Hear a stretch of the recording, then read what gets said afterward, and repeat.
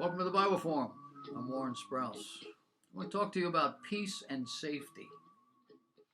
I also want to mention to you that if you are watching this on my website, you're only going to get about 6 out of the 9 videos that were recorded tonight. If you want them all, you need to go to my YouTube page or to the Facebook page. Ustream will not let me load more than 6. They're a new company. The old company, I could put as many as I wanted up.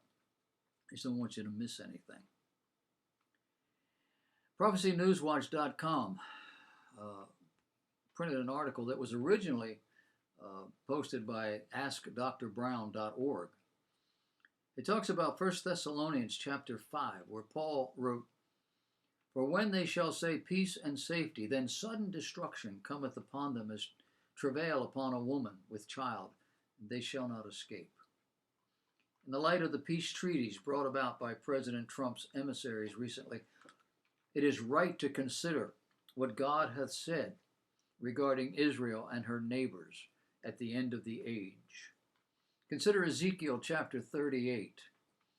"And the word of the Lord came unto me, saying," Ezekiel wrote, "Son of man, set thy face against Gog," presumably the region of Turkey, "which is in the land of Magog, the chief prince of Meshach and Tubal, and prophesy against him. And say, Thus saith the Lord God, Behold, I'm against thee, O Gog, the chief prince of Meshach and Tubal, and I will turn thee back, and put hooks into thy jaws, and I will bring thee forth, and all thine army, horses and horsemen, all of them clothed with all sorts of armor, even a great company with bucklers and shields, all of them handling swords.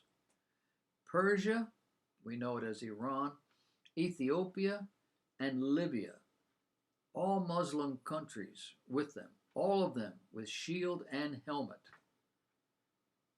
Verse 6, "Gomer and all his bands, the house of Togarmah of the north quarters, and all his bands, and many people with thee." We think of Russia when we hear this. "Thus saith the Lord God, It shall also come to pass that at the same time shall things come into thy mind, that of Gog, and thou shalt think an evil thought. And thou shalt say, I will go up to the land of unwalled villages, Israel, and I will go to them that are at rest, that dwell safely, all of them dwelling without walls, and having neither bars nor gates." Why? "To take a spoil, to take a prey, to turn thine hand upon the desolate places that are now inhabited, and upon the people that are gathered out of the nations which have gotten cattle and goods that dwell in the midst of the land." He's talking about Israel. Israel that had been put out of the land because of their rebellion, but has now been brought back from all these different European countries, Russia included. Who could imagine the nation of Israel described as a peaceful and unsuspecting people, all of them living without walls and without gates and bars? Who could imagine Israel putting its guard down? Yet according to some prophecy teachers, this passage will be fulfilled at the end of the age. In that light, shouldn't the Abraham Accords, which Trump described as the dawn of a new Middle East, be viewed with great suspicion? Especially if 5 or 6 other nations follow suit and join the peace process, which is what seems to be happening. The author, as someone who has been studying the Bible intensively for the better part of 50 years, I can say with absolute confidence that I do not know. I do not know if this will prepare the way for the Antichrist. I do not know if this will ultimately hurt Israel more than it helps. But what I do know is that Jesus said, "Blessed are the peacemakers, for they shall be called the children of God." Matthew 5:9. What I do know is that Paul wrote, "If it is possible, as far as depends on you, live at peace with everyone." I say Paul, it's Hebrews 12:18. Nobody knows who wrote it. It's assumed that it was Paul. What I do know is that it is better for Israel to have more friends than more enemies. Now, all of that being said, if sudden and dramatic peace came to the Middle East, I would be both hopeful and cautious. Would this be the result of decades, if not centuries, of prayer and years of diplomacy? Or would it be the first step toward a dangerous one world government that will ultimately oppose God Himself?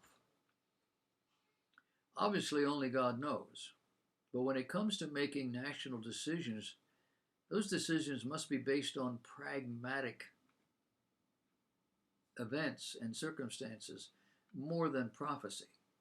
That's because religious believers from all backgrounds have often misinterpreted the prophetic word before it unfolds, often wrongly predicting the end of the world or the return or the coming of the Messiah.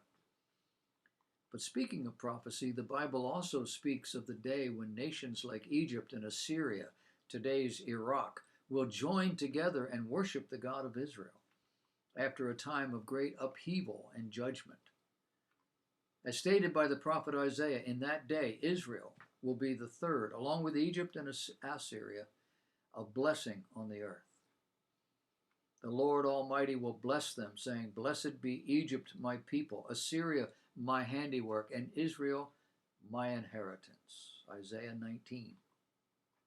In fact, Isaiah prophesied about other Arabian nations turning to the God of Israel through the Messiah in Isaiah 42 and Isaiah 60. But only the Lord Himself knows the implications of all these important peace treaties. But at least we can be glad that the leaders are meeting together rather than killing one another. And let us see the Abraham Accords as a reminder of the day when all the nations of the earth will come to Jerusalem to worship God. Isaiah chapter 2. May He hasten that day.